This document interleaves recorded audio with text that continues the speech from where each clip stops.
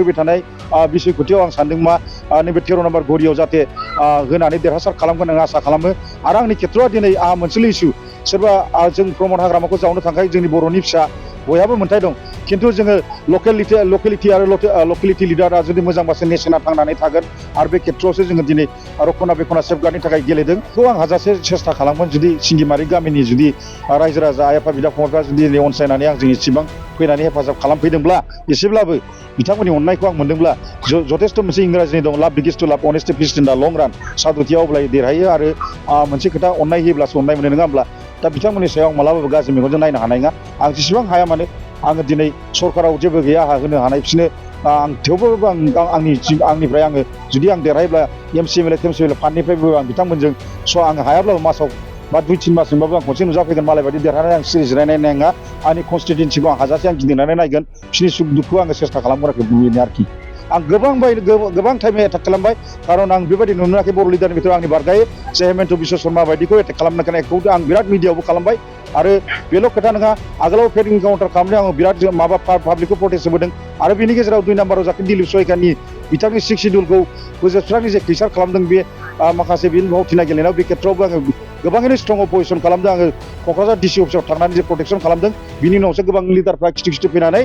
बिथांमोना प्रटेक्सनखौ आराम्भ खालामदों जिहेतु आङो बे समाव खालामखांजोबबाय अखा हाखांनानै खफ्रि हमखानाय बेबायदि माखासे लिडारफोर दुखु गोनां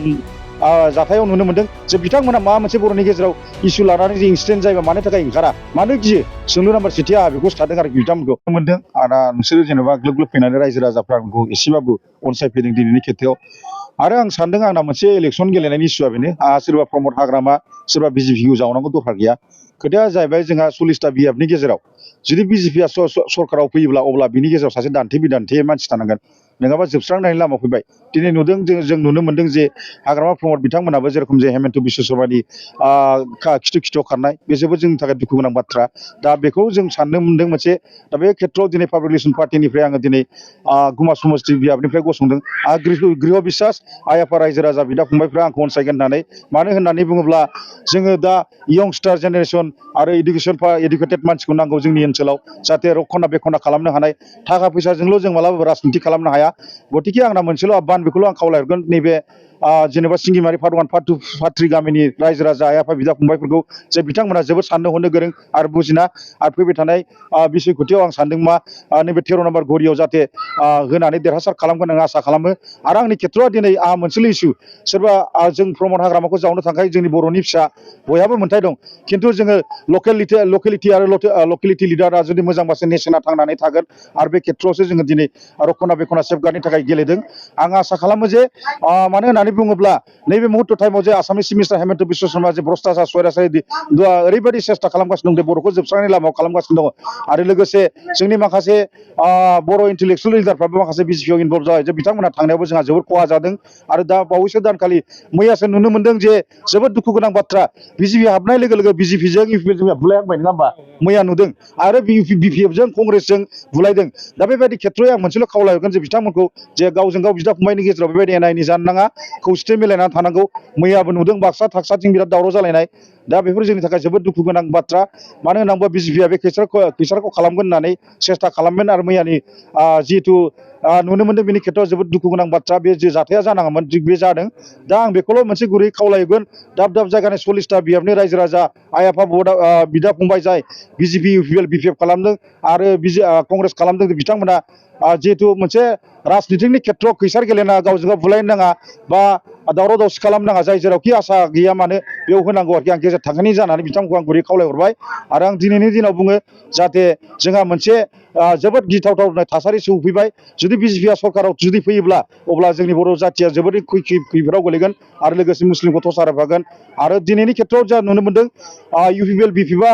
खालि बे हेमेन्त बिश्व शर्मानि खिथु खारो बिथांमोना मोजाङै गुरुत्व लायाखै आरो हेमेन्त बिश्व शर्मा बायदि सासे प्रिथिबियाव गाज्रि दानब चिफ मिनिस्टार गैया आरोखि आं बेखौल' बुंनो सानदों गतिके आं गोबां टाइम एटाक खालामबाय खारन आं बेबायदि नुनो मोनाखै बर' लिडारनि बिथोराव आंनि बारगायै जे हेमेन्त बिश्व शर्मा बायदिखौ एटाक खालामनो हानायखौ आं बिराद मिडियायावबो खालामबाय आरो बेल' खोथा नङा आगोलाव पेड इनकाउन्टार खालामनायाव आङो बिराद माबा पाब्लिकखौ प्रटेस्ट होबोदों आरो बेनि गेजेराव 2 नाम्बाराव जाखि दिलीप सयकानि बिथांनि 6 शिडिउलखौ फोजोबस्रांनि जे खैसार खालामदों बे माखासे बिनि फावथिना गेलेनायाव बे खेत्रआवबो आङो गोबाङैनो स्ट्रं अपोजिसन खालामदों आङो क'क्राझार डिसि अफिसाव थांनानै जे प्रटेक्सन खालामदों बिनि उनावसो गोबां लिडारफ्रा खिथु खिथु फैनानै बिथांमोना प्रटेक्सनखौ आराम्भ खालामो जिहेतु आङो बे समाव खालामखांजोबबाय अखा हाखांनानै खफ्रि हमखानाय बेबायदि माखासे लिडारफोरखौ दुखु गोनां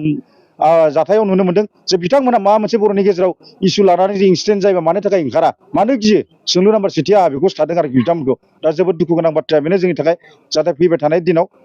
मोजाङै बे बिसायख'थिया जानानै थाङो आरो आङो दृढ़ बिसास गुमानि रायजो राजा आइ आफा बिदा फंबाय आंखौ अनसायगोन होननानै आरो आङो जाहाथे बर' माहारिनि थाखाय मावलांगोन आरो आं जेसेबां थांनानै थागोन एसिम जाहाथे बर' सुबुङा सासेबो गावथारजाया आरोखि बे इनकाउन्टार खालामजाया बेनो आंनि सबसे गिबि दायित्व जागोन आरोखि गोजोन्थों सिगिबारि गामिया जे मोनसे हाग्रा सिङाव मोनसे गामि दा बेहाय लामा सामा आरो माखासे जौगानाय हा हुनि थासारि बेफोरखौ नोंथाङा देरहायोबा माबायदि आखायाव लागोन बेखौ आं हाजासे सेस्था खालामगोन जुदि सिंगिमारि गामिनि जुदि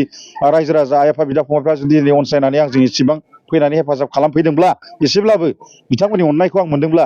जथेस्थ' मोनसे इंराजिनि दं लाभ बिगिस टु लाभ अनेस्ट पिस इन दा लं रान सादुथिया अब्लाय देरहायो आरो मोनसे खोथा अननाय होयोब्लासो अननाय मोनो नङा होमब्ला दा बिथांमोननि सायाव आं मालाबाबो गाज्रि मेगनजों नायनो हानाय नङा आं जेसेबां हाया मानो आङो दिनै सरकाराव जेबो गैया आंहा होनो हानाय बिसोरनो आं थेवबो आंनिफ्राय आङो जुदि आं देरहायोब्ला एमसि एमएलए टेमसि एमएलए फान्डनिफ्रायबो आं बिथांमोनजों आं हायाब्लाबो मासाव बा 2-3 मासजोंबाबो आं खनसे नुजाफैगोन मालाय बायदि देरहानानै आं सिरि जिरायनाय नङा आंनि कनस्टिटुवेन्सिखौ आं हाजासे आं गिदिंनानै नायगोन बिसोरनि सुख दुखुखौ आङो सेस्था खालामगोन आरोखि बेनो आरोखि जेसेबां हायो गोजोनथोंसै